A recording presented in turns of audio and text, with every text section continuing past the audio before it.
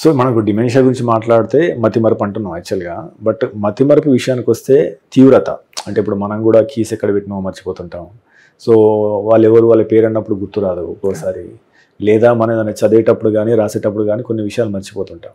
So అంటే ఏది సాధారణము, ఏది అసాధారణము, సో ఎప్పుడు డాక్టర్ని కలవాలి అంశం మీద మీరు ఏమైనా అవగాహన కల్పిస్తారు? రైట్. సో చిన్నప్పటి నుంచి మతిమరుపు ఉందనుకోండి, కొందరు చిన్నప్పటి నుంచి యాబ్సెంట్ మైండెడ్ ఉంటారు. యాబ్సెంట్ మైండెడ్ ఆర్ అంత పెద్దగా పట్టించుకోరు అని. ఇప్పుడు చిన్నప్పటి నుంచి వస్తువులు ఎక్కడైనా పెట్టేస్తున్నారు, లేకపోతే అవే కంటిన్యూ అయితే పెద్దవాళ్ళు అయినాక దాని గురించి వరి అవ్వాల్సిన అవసరం లేదు.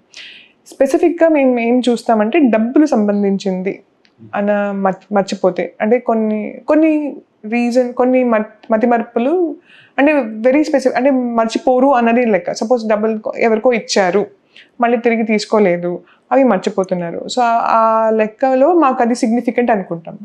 అలానే కొన్నిసార్లు ఇప్పుడు ఫోన్, ఏదైనా టెలిఫోనిక్ కాన్వర్జేషన్, ఆ కాన్వర్జేషన్నే మర్చిపోయారు.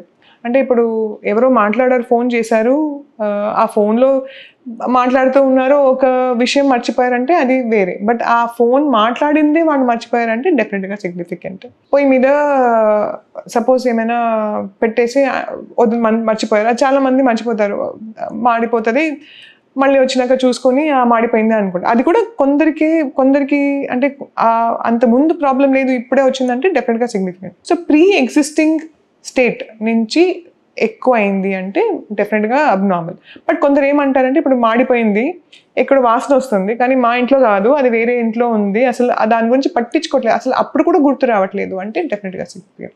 సో అలా it depends upon the pre existing state.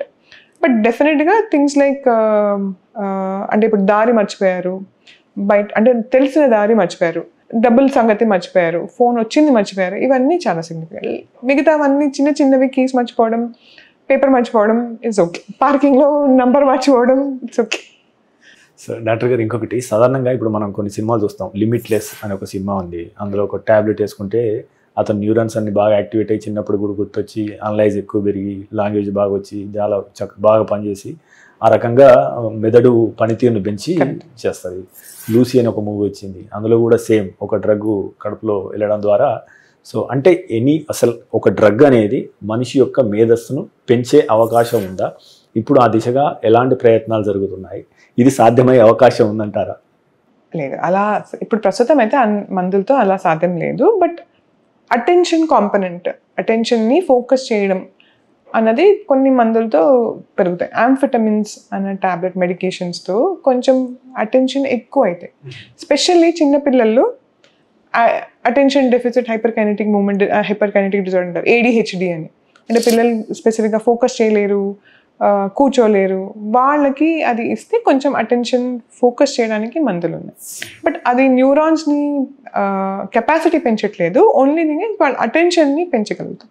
కొన్ని మందులు అయితే ఉన్నాయి, మిథైల్ఫెనిడేట్, యాంఫెటమిన్స్, ఇవన్నీ కొన్ని మందులతో కొంచెం అటెన్షన్ పెంచితే వాళ్ళు పని మంచిగా చేయగలుగుతారు. అంటే ఇది డిజీజ్ ఉన్న వాళ్ళకే పనిచేస్తాయి, ఆల్రెడీ బాగా అటెన్షన్ ఇచ్చే వాళ్ళకి పెద్దగా ఇంప్రూవ్మెంట్ రాదు. ప్రస్తుతం అయితే మందులు లేవు. మీరు తీసుకునే అదే మందులు, అదే నాణ్యమైన మందులు, కానీ సగం ధరకే. అవును, మెడ్ ప్లస్ బ్రాండ్స్ పై 50 to 80% తగ్గింపు.